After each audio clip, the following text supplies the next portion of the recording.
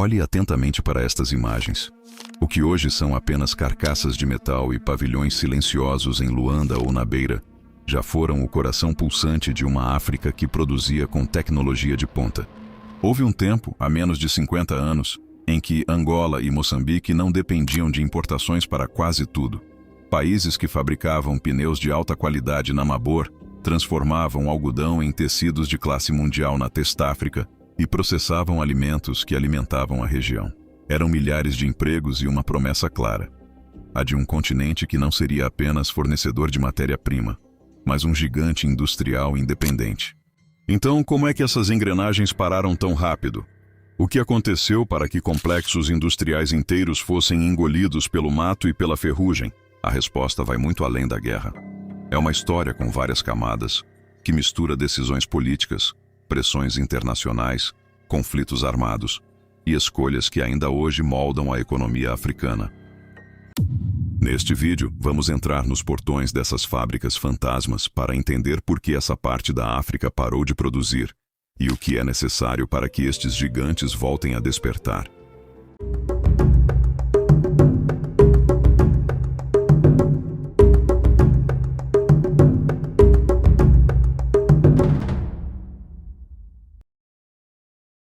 Capítulo 1. A indústria pré-independência. Para entendermos o colapso, primeiro precisamos ver o que existia. Nos anos 60 e início de 70, Angola e Moçambique viviam uma industrialização acelerada. Não eram apenas quintais agrícolas da Europa. Eram polos produtivos que começavam a dominar tecnologias complexas. Em Moçambique, o orgulho industrial vinha do algodão. Gigantes como a Testafrica, em Chimoio, e a Texmoc, em Nampula, não apenas fabricavam tecidos, elas criavam cidades. Eram milhares de operários que transformavam a fibra local em produtos exportados para toda a África Austral. Além disso, as fábricas de processamento de castanha de caju faziam do país o maior exportador mundial do produto, gerando uma cadeia de valor que ia do campo à fábrica. Já em Angola, o cenário era de uma potência em construção. A Mabor produzia pneus que equipavam frotas em todo o continente, provando que o país podia dominar a indústria da borracha. Nas cidades, a Condel fabricava condutores e cabos elétricos, as bases necessárias para eletrificar uma nação moderna. Havia ainda montadoras de veículos, fábricas de cimento e uma indústria têxtil vibrante, como a Textang. Mas havia uma armadilha silenciosa sob esse progresso. Essa estrutura era como um carro potente, mas com o volante nas mãos de poucos. A gestão era quase exclusivamente europeia, os técnicos eram expatriados e a tecnologia vinha inteiramente de fora. Cidades como Luanda, Maputo e Beira tinham parques industriais que nada deviam aos da Europa. O potencial era imenso, mas a base era frágil. A indústria funcionava a pleno vapor, mas as chaves do motor não pertenciam aos filhos da terra. E quando o vento da independência soprou, essas chaves foram levadas embora.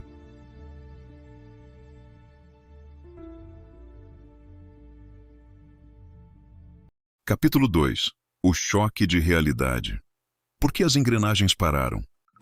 Depois da independência em 1975, o silêncio tomou conta dos pavilhões industriais em Luanda e Maputo. Mas o que realmente causou esse colapso? Não foi um único evento. Foi uma tempestade perfeita de 5 fatores que esmagaram a indústria nacional. Primeiro, o choque humano. Quase da noite para o dia, centenas de milhares de portugueses abandonaram o país. Com eles, foram-se os engenheiros que sabiam consertar as caldeiras e os gestores que conheciam os fornecedores. Sem o know-how, máquinas de ponta tornaram-se esculturas de metal inútil. 2. O legado de exploração. Mas a base já era frágil. Como argumenta o historiador Walter Rodney, o sistema colonial nunca foi desenhado para criar uma indústria independente. As fábricas eram puxadinhos da metrópole, feitas para processar matéria-prima barata para exportação. Quando o cordão umbilical com a Europa foi cortado, a estrutura colapsou porque nunca teve raízes locais sólidas. 3. A sabotagem regional, o fator apartheid. Geopoliticamente, o vizinho era um gigante hostil.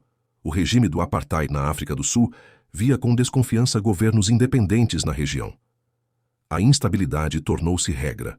Através de ataques e da estratégia de Destructive Engagement, a África do Sul desestabilizou rotas de comércio e infraestruturas, garantindo que as indústrias vizinhas não pudessem competir com as suas.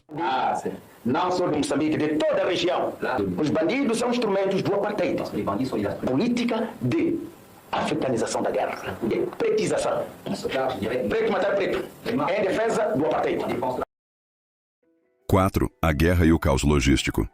As longas guerras civis foram o golpe de misericórdia. Não se faz sapatos ou cimento sem eletricidade constante ou caminhões que possam circular sem medo de emboscadas. A logística de Angola e Moçambique foi estilhaçada, isolando as fábricas dos seus mercados. 5. O remédio que amargou. Finalmente, nos anos 80, veio o golpe econômico. Falidos pela guerra, os países recorreram ao FMI e ao Banco Mundial. Em troca de oxigênio financeiro, as políticas de ajuste estrutural exigiram cortes drásticos e a abertura total dos mercados. Sem proteções estatais, as indústrias nascentes africanas, ainda a tentar recuperar da guerra, foram atropeladas por produtos importados mais baratos. O que era para ser uma reforma acabou por consolidar a dependência externa e desmantelar o que restava do sonho industrial. Capítulo 3. O fator interno. Muitas pessoas acreditam que o fim dos conflitos deveria ter trazido o renascimento automático da indústria. Mas a paz chegou e, em muitos casos, o silêncio nas fábricas continuou. Por quê? Porque se a guerra e as pressões externas foram o incêndio, as escolhas internas foram muitas vezes o combustível. O colapso final foi alimentado por um triângulo de ferro: má gestão, falta de prioridade política e a corrupção.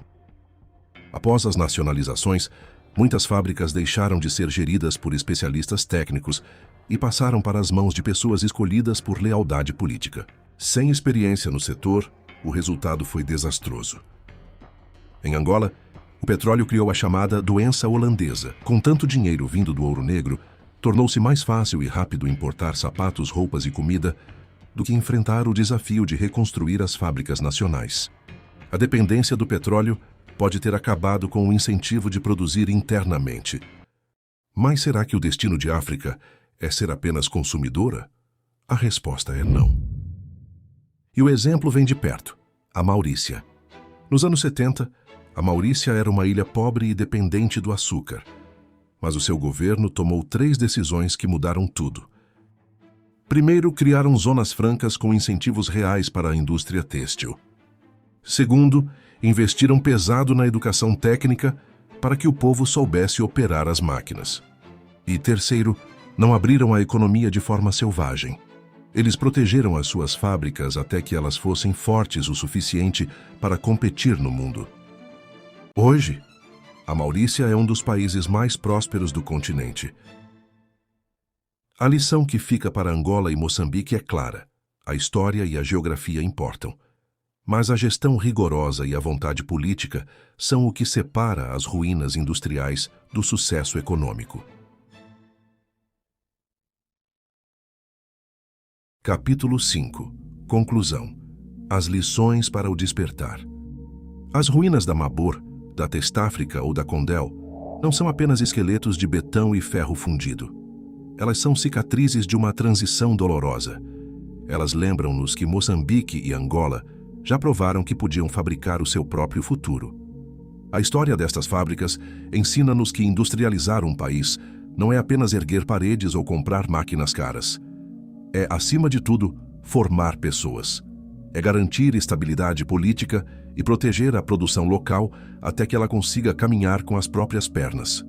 Como vimos, abrir a economia sem fortalecer as bases internas pode transformar nações produtoras em consumidores permanentes de produtos estrangeiros. Hoje a África está perante uma nova oportunidade. Com o crescimento das energias renováveis e a digitalização, o continente tem a chance de saltar etapas, mas a pergunta fundamental continua sem resposta. Vamos aprender com os erros da gestão e da dependência do passado? Ou vamos continuar a exportar as nossas matérias-primas brutas para comprar depois os produtos acabados vindos de fora? O despertar dos gigantes industriais de Angola e Moçambique não depende apenas de investimento estrangeiro, mas de uma visão estratégica que priorize o conhecimento e a produção nacional. A história já nos mostrou que o potencial existe. O que falta agora é a vontade de o reconstruir. E você?